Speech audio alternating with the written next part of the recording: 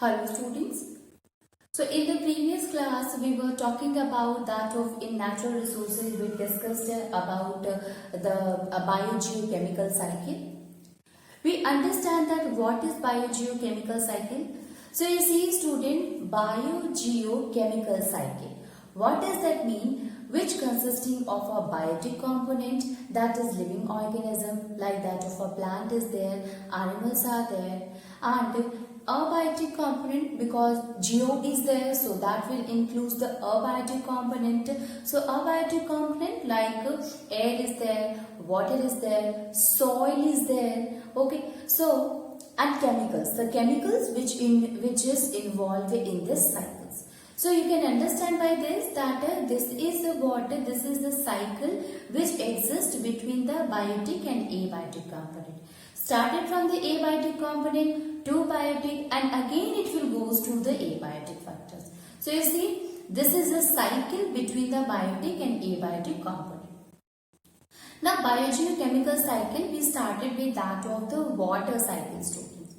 Water cycle is what student, in which the water gets cycled. It means while water, it from that of the sea or the ocean to that of the air and finally in the form of a rain again come back to the earth.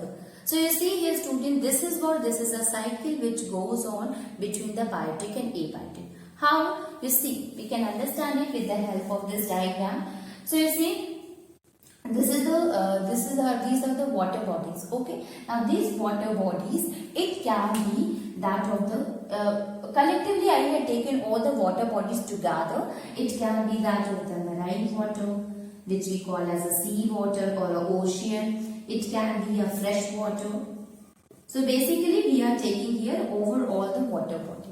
So this water body, it can be a fresh water like that of a pond or a lake is there or sea is there. So all these kind of a water, when this water, due to the presence of the sunlight, the upper surface of the water body get heated and then what will happen? This water will get converted into water vapor. Okay, so it gets converted into water vapor through the process of the evaporation. Okay, now you see here. So through the process of the evaporation students, the water get evaporated in the form of a water vapor. Okay, and it reaches to a higher altitude. Basically what happened at a higher altitude student, at higher altitude the temperature is low there. As the temperature is low, because of the high temperature, the water gets converted into water vapor. Okay, higher altitude, temperature is low, so water again, due to the process of the condensation, it will get converted into water droplets. So water get evaporated at a higher altitude due to the process of condensation, it will get converted into water droplets. Now these water droplets, they forms the cloud. Okay, so due to the process of a condensation student, there is a formation of a cloud. Means cloud consisting of a teeny droplet of water. Now you have seen that clouds, they used to flow from one place to the other place in the sky. So all the different clouds, they are consisting of the water droplets in it. Okay, so this cloud when mixes with the other cloud which consisting of a water droplets, so when all the water droplets they combine together, they makes the cloud heavier. And finally, it will cause the precipitation in which the rainfall occur. So evaporation occurs student, condensation occur and precipitation occur. Evaporation, conversion of the water from the water bodies to the water vapor, and condensation is the formation of the cloud, and precipitation is the conversion by which we can say that the water droplets start coming to the water body. Okay, so this is this is the whole conversion of the water we can say. So by this you can understand. Water vapor goes to the cloud and with the help from the rainfall again it comes back to the seawater. So this itself showing a cycle, that is of a water cycle. Whatever the water is lost to, it will finally come back to the water body. Now you see, Water will be lost from the ponds also, from the lake also, from the river also, from the sea and ocean also. So, the sea and ocean or the pond or a lake, the water will finally again by that of the rain, it will come back to the and fill the water bodies again. Even in the river also it will fill it, and finally this river water again goes and mixes with the sea and ocean. So you can see there is a balance due to the water cycle which is going on, and the loss of the water is again or replenished through that of the rainfall. This is what? This is the water cycle. Now you see here student, this water cycle it includes not only this much, but you have seen now the sum of the water, the rainfall, when the rainfall occurs, it goes and fills the water bodies. Now the river water or the pond is there, so water also seep inside to that of the ground. Okay, so this rainfall occur and this water, it also seep inside to that of the soil and forms the groundwater, and this process is known as percolation. Percolation is what? Seeping of the water inside the soil, and finally it will make the groundwater, it will make the water table, water level inside to that of the ground. That is known as the percolation of water. So this happens from the rainfall when it falls on the surface also. It happens with the help of the water bodies also. Now rainfall occurs, it also falls in the soil water, it also falls in the land. So water also seeps into the soil, it gives moisture to the soil. So moisture is also because of the rainfall. Now this moisture has been taken up by the roots of the plant.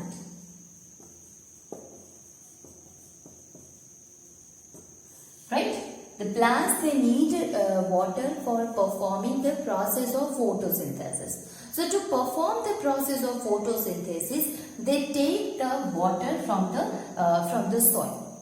Right? Now the roots, they absorb the water and perform the process of photosynthesis.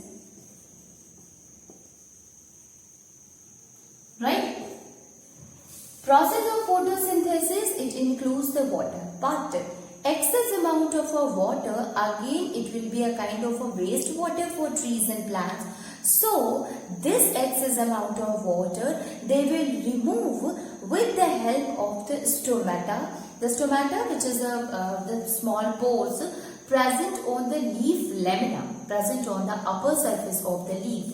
So this water, this excess amount of water will seeps out in the form of a water vapor through the stomata of the leaves, through the stomata of the leaves of the plant. That process is known as transpiration. So we can say that excess amount of water will comes out from the water through the process of the transpiration. Okay, so transpiration occurs, students, and we can also say this transpiration, it means what? Here also water vapor is there, students. Okay, in the process of a transpiration, the excess amount of water comes out through the stomata of the leaves in the form of water vapor. Now again this water vapor goes upward. Okay, and it also take participation in the formation of the clouds. Okay, so transpiration as well as the evaporation, both of them consisting of the water vapor. Now the amount of the water vapor which is formed due to the process of evaporation will be more as compared to due to the process of a transpiration. But both of them are doing the same thing, and what is that? Both of them are forming the water vapor. Okay, and thus it will help in the formation of the cloud. Both of them are having a water vapor. All the amount varies, but water vapor is there, so it will help in the formation of the clouds. Now this happens. Now the rainfall, when it occurs, student, this rainfall is also important for the animals and human beings. Okay, so it is used up by not by the river, not only by the plants, but also it will help. It will used up by that of the animals and human being also. Okay, so rainwater is essential for all the kind of a living organism. So you can understand by the student, either this is used by the leaves and plant, or it can be evaporated by the water.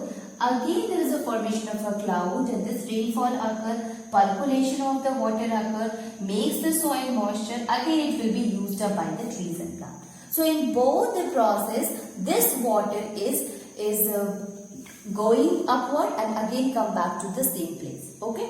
In the trees, the soil, from the soil it take up the water. This water is released in the air in the form of a water vapor. Process is known as transpiration. This transpiration help in the formation of the cloud.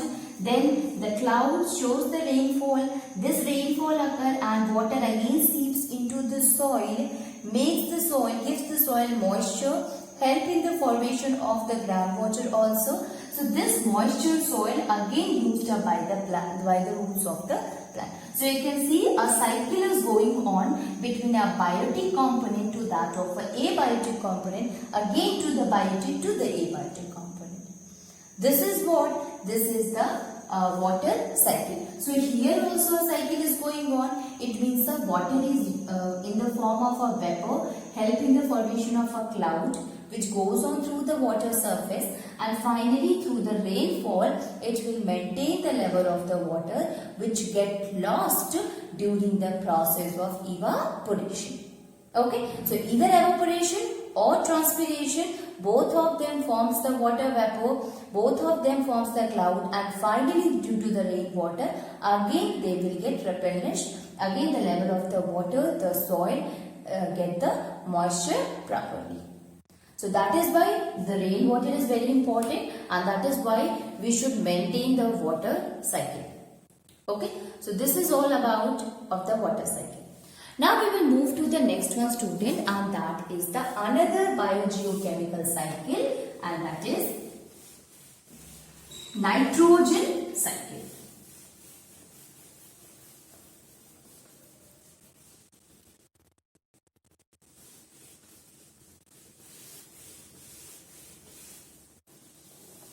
That is known as a nitrogen cycle.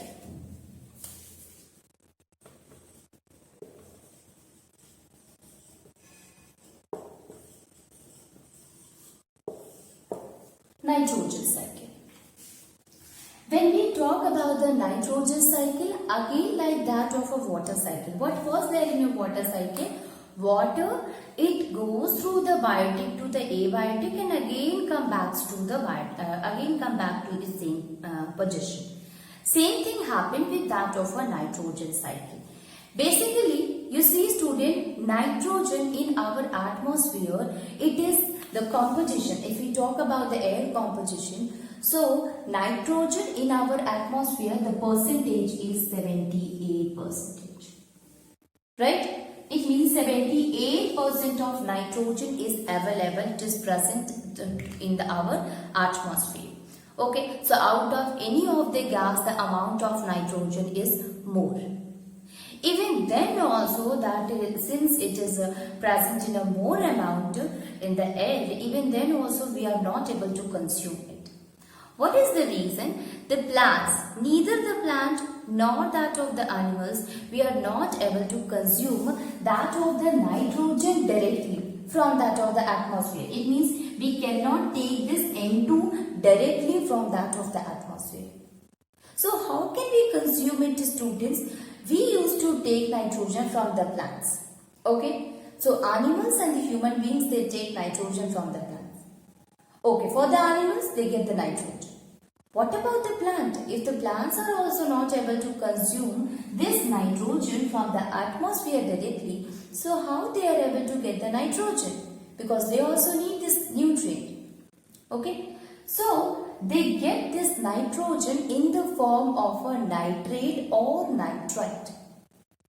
And this nitrate and nitrite is converted, means nitrogen get converted into nitrate ion or nitrite ion with the help of a certain bacteria like that of Nitrosomonas or Nitrobacter or Rhizobium or Ejectobacter.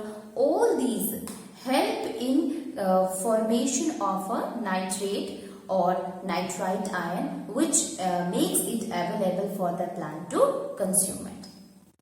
Let us write each and every point, then we will be able to understand about the nitrogen cycle. So in a nitrogen, student, the first thing that why there is a need of a nitrogen. So nitrogen is important for us as it is present, it is the part of amino acid, then nucleic acid, then proteins, then nucleotide, then ATP. So you see here student, all these things which is present in our body, whether it is an amino acid or is a nucleic acid or is a protein or is a nucleotide or is it ATP, all these they are consisting of a nitrogen in it. When you see the formula also student, you will find that all of them consisting of nitrogen. Now you see here student, ATP very important for us, okay, that's the energy. Nucleic acid is a part of a DNA, okay, when we and nucleotide also, it's a part of the nucleotide also is a part of our DNA. Now protein, very important for us, is a kind of a nutrient that we should take it. And when you take the proteins to this amino acid, actually we take protein so that we get a proper amount of amino acid. So either a protein or an amino acid, both of them consisting of a nitrogen in it. Okay, so this is the first point, that why nitrogen is important to us. Now you see, if we see the composition of nitrogen, so nitrogen is present in our atmosphere of about 78%. So 78% of our nitrogen is available, students. So you can understand that the major portion of our air is covered with the nitrogen. Even then also students, neither that of the plant or that of an animal,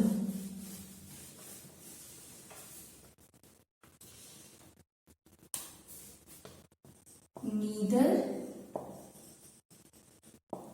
the plants nor animals are able to consume, we can say able to consume nitrogen directly.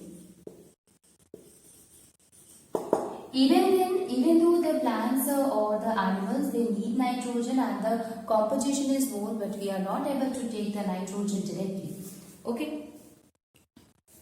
So we can say actually we get the nitrogen from the plant itself, and plants, they take nitrogen in the form of a nitrate or nitrite ions. So we can write it. Plants use nitrogen in the form of nitrate or nitrite ions. Okay, so plant use nitrogen in the form of a nitrate or nitrite ion. There are some bacteria, students, like that of a Ejectobacter is there, or Rhizobium. Even the plant like that of a leguminous plant help in converting the nitrogen into nitrate and nitrite, and this process is known as a nitrogen fixation. So we can write it. Certain bacteria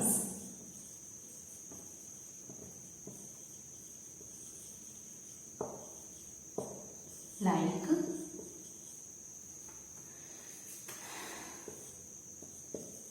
Rhizobium,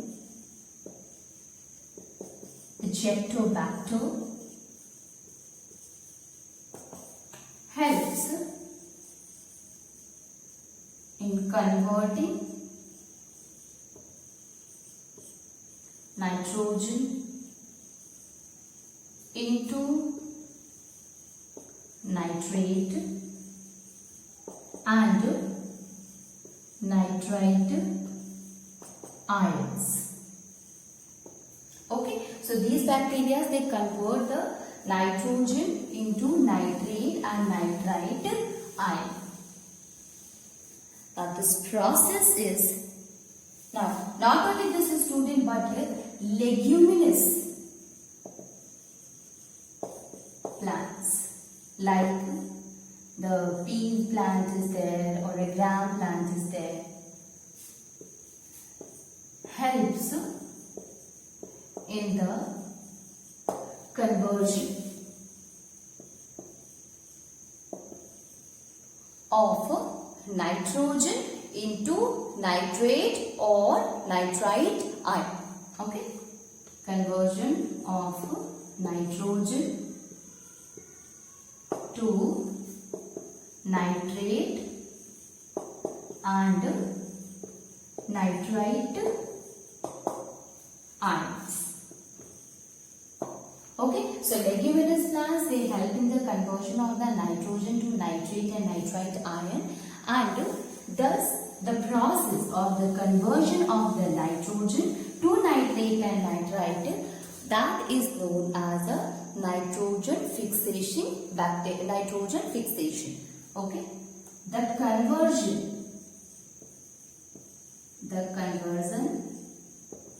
of nitrogen to nitrate and nitrite ion is called nitrogen fixation. Okay, this process is known as nitrogen fixation. Basically, why it is known as a nitrogen fixation, student? Because here we are fixing the nitrogen. We are converting the nitrogen from nitrogen to that of the nitrate. Okay, and that is why this process, this conversion is known as a nitrogen fixation. Now, not only this, students, if we talk about here, there are some factors. This is a biological means, because the microorganism comes in a biological process in which we are converting the nitrogen into the nitrate and nitrite by the process of a nitrogen fixation. But there are some physical means also which convert the nitrogen, the atmospheric nitrogen, into nitrate and nitrite. Let me tell you one more time, students. See, we cannot take the nitrogen directly from the atmosphere. That is why the plants, they need nitrogen either in the form of a nitrate or in the form of a nitrite. So there must be something, some mediator must be there which can convert the nitrogen, the atmospheric nitrogen, into the nitrite or nitrate, so that plant can consume it, plant can use it. When the plant they will use it, we are able to eat the plant that consisting of a nitrogen in it. So certain bacteria like that of rhizobium is there, like that of Ejectobacter is there, which help in conversion of the nitrogen to nitrate or nitrite. Even the leguminous plant also, they also help it. Basically what happened here student, the leguminous plant, in their root nodules, these rhizobiums are present. So it is the leguminous plant only which consisting of these certain bacteria which help in converting the nitrogen to nitrate and nitrite. Okay, so we can say that bacteria like Ejectobacter or Rhizobium as well as the leguminous plant help in converting the nitrogen to nitrate and nitrite. Now this process is known as a nitrogen fixation. There are some physical means also students. So physical means like lightning, high temperature,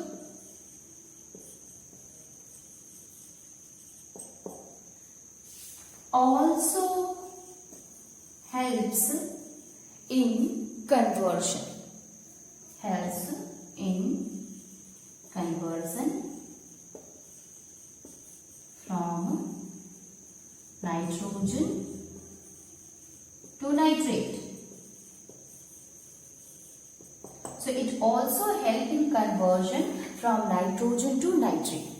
Now you see here student, this lightning process, this lightning and high temperature help in converting. So they convert the nitrogen into that of a nitrate. The oxygen which is present in the atmosphere, this nitrogen, because of the lightning, because of the high temperature, they get split and finally combining with the oxygen, they form either nitrite ion or nitrate ion. Okay, so they get converted into nitrate or nitrite. Now still it is present in the atmosphere. So due to the rainfall, when the rainfall occurs, this nitrate and nitrite from the rainfall they comes to the soil. So from the rainfall they again, so with the rainfall it comes to the ground. This nitrate and nitrite which was converted with the help of the lightning or high temperature present in the atmosphere, this nitrate and nitrite comes to the soil with the rainfall, along with the rainfall. So along with the rainfall, this nitrate and nitrite again comes to the soil and makes itself available for the plants. It means it comes to the soil, the nitrate and nitrite, and finally plants, they can absorb it, they can take it. Okay, so this rainfall comes to the soil which consisting of a nitrate and nitrite ion, and finally it will be used up by the plant. Now not only this student, but there are, if you see the animal waste. Okay, so the animal waste or even the decaying of the organic matter, release of ammonia, and there are some bacteria which help in converting it into nitrites and finally again converting it into nitrate. So let us discuss about it. So decaying of the organic matter,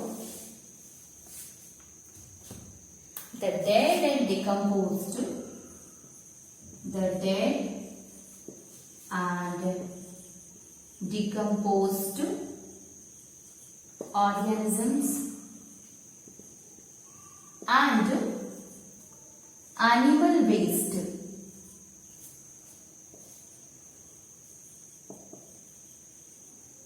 consisting of ammonia.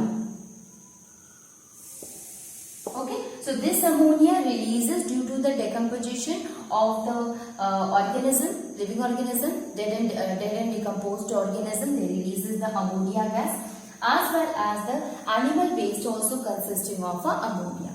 There are certain bacteria like student Nitrosomonas.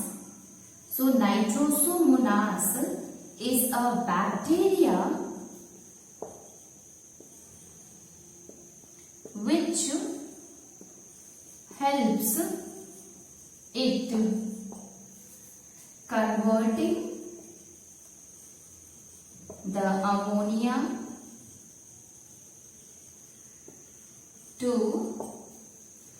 nitrite. It helps it converting into nitrite ion, and not only this student, there is another bacteria which is known as a Nitrobacter. Okay, so Nitrobacter helps in converting the nitrite ion into nitrate. So you can see here students, the Nitrosomonas bacteria, they help in converting the ammonia into nitrite, and Nitrobacter, it help in converting the nitrite ion into nitrate. Now again it will get converted into nitrate, so it can be used by the plants again. Okay, so this is how the plants they get the nitrogen in the form of a nitrate ion. Okay.